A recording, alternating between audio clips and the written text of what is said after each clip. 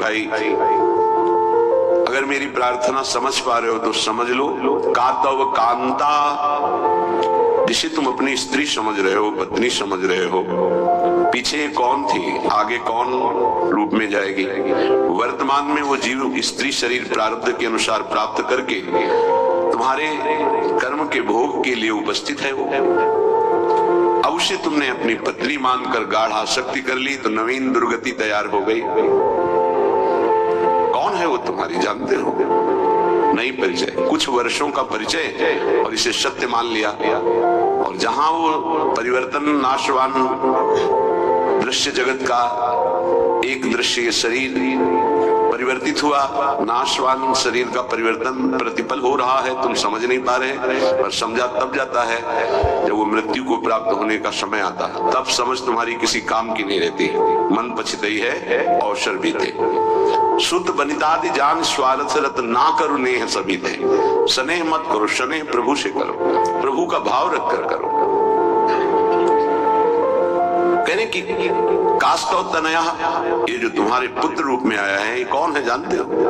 तुम्हारे कर्म का भोग भोगाने के लिए वही भगवद अंश आया है। ये कुछ समय के लिए आया है। शुभ कर्म तो सुख प्रदान करेगा, शुभ कर्म तो दुख प्रदान करेगा, लेकिन वो तुम्हारा नहीं है। आप उसका परिचय नहीं जानते जो पुत्र रूप में आया हुआ है। स्थिरमति रेतन मृति मनुगणया, तुम्हारी बुद्धि स्थिर नहीं है, इसीलिए तुम समझ नहीं पा रहे कि गणना नहीं कर पा रहे हो कि तुम्हारी एक एक श्वास व्यर्थ में नष्ट हो रही है। आखिरी श्वास अहा किमद्य ना पश्यसि मरणम, क्या तुम देख नहीं पा रहे हो कि तुम्हारी श्वासें कम हो रही हैं, तुम मृत्यु की तरफ जा रहे हो। तुम्हारा शरीर कभी भी अचानक छूट सकता है। ऐसा नहीं कि आप वृद्धावस्था में ही जाकर मरेंगे। तो पर वृंदावन मिहि शरणम, फिर भी तुम वृंदावन का आश्रय वास स्वीकार नहीं करते, सत्संग का अनुसरण नहीं करते, आचरण में नहीं उतारते, निरंतर नाम जप नहीं करते, तो किस भूल में तुम पड़े हो? तुम्हारे पास पत्नी है, पुत्र है, संपत्ति है, इस भूल में, ये तुम्हारी नहीं है। कुछ समय के लिए तुम्हारे प्रारब्धानुसार ये संयोग बना है, बस बिछुड़ जाएगा, इसे तुम रोक नहीं पाओगे।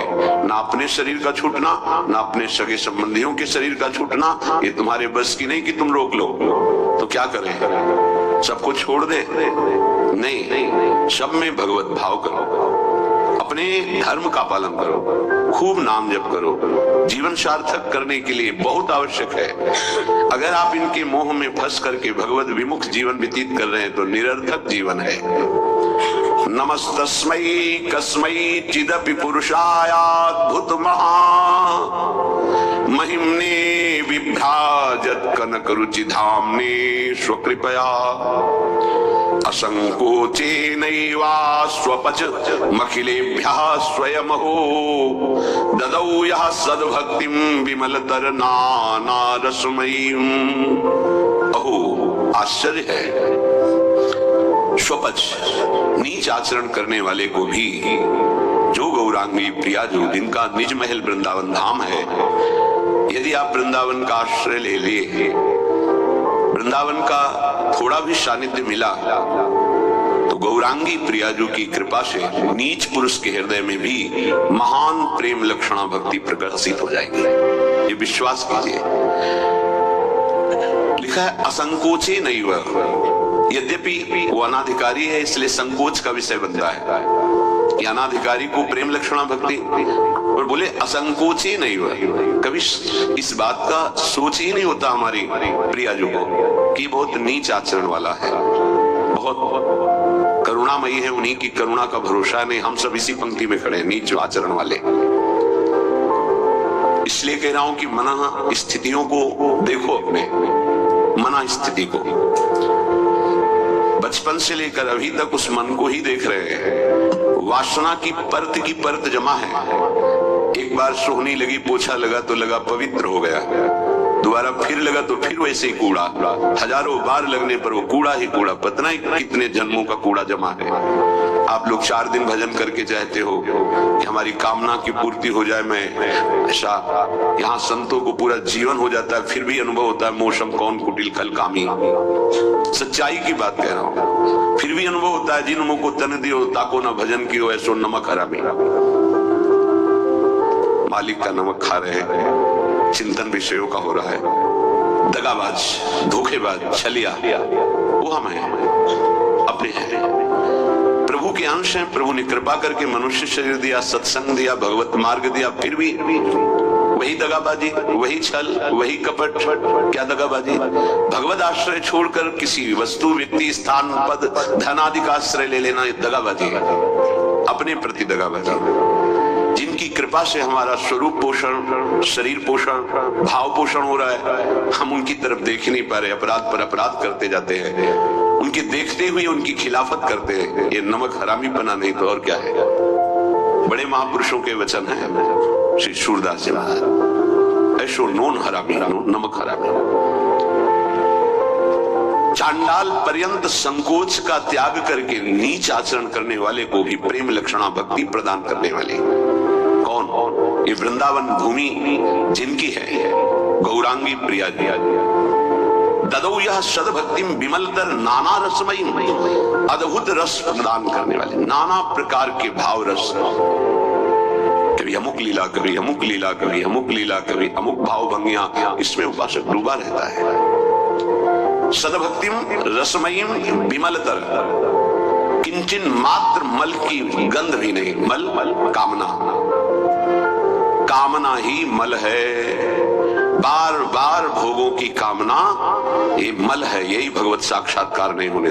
भक्ति तो है लेकिन मल युक्त है, भक्ति तो है लेकिन व्यभिचारिणी है, अव्यभिचारिणी, विमलतर रसमयी, ये प्रिया जो प्रदान करती है। महिमने विभ्राजत कनक रुचिधाम ने स्वकृपया, जो अपने स्वधाम में विराजमान वृंदावन में जिनकी कनक कांति है, 7 कुंभ तनु गोरी, वो प्रिया जो असंकोचे नैवा स्वपच मखिलेभ्या स्वयं हो, स्वयं करुणा करके अपनी तरफ से नीच अधम चांडाल तक को जो धाम का आश्रय ले लेता है, महान विमल रसमयी प्रेम लक्षणा भक्ति प्रदान करती है। ये बड़ी दुर्लभ बात है। यस्मिन् प्रविशेन मनोपि महतां का तत्र वार्ता पुनः शास्त्राणां ज्ञपितञ्च यद भागवता भंग्यैव भक्तोद्धवे तद वृंदावन मुन्मदेन रसिक द्वंदेन केनाप्यो नित्य क्रीडतया गृहीत मिहि विद्युर्न गौराश्रयाः।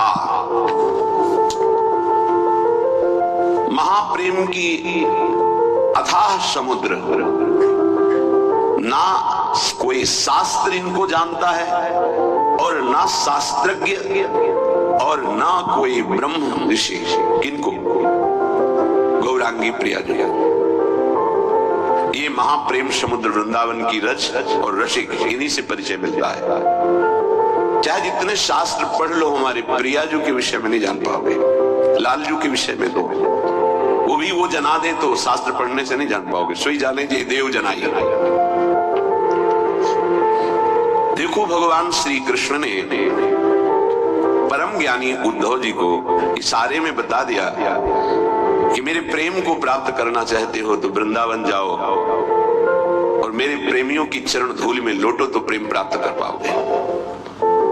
अहो, ऐसा रसोन्माद वृंदावन प्रकट करता है कि युगल किशोर के सिवा और कुछ नहीं रह जाता चित्त में। धन्य है वो महापुरुष जिनके चित्त में युगल किशोर के सिवा और कोई नहीं। तो हम ये आपको निगूढ़ तत्व बता रहे हैं। गौराश्रया, गौरांगी प्रियाजू के आश्रय के बिना तुम प्रियाजू को नहीं जान सकते, प्रेम को नहीं जान सकते, वृंदावन को नहीं जान सकते, इस महासमुद्र प्रेम में लीलाओं को नहीं जान सकते। चाहे शास्त्र पढ़ लो, चाहे ब्रह्म ऋषियों का संग कर लो, या चाहे जितनी बड़ी साधना कर लो, उद्धव से ज्यादा कोई ज्ञानी नहीं होगा। वो कह रहे कि वासुदेव ने इशारे से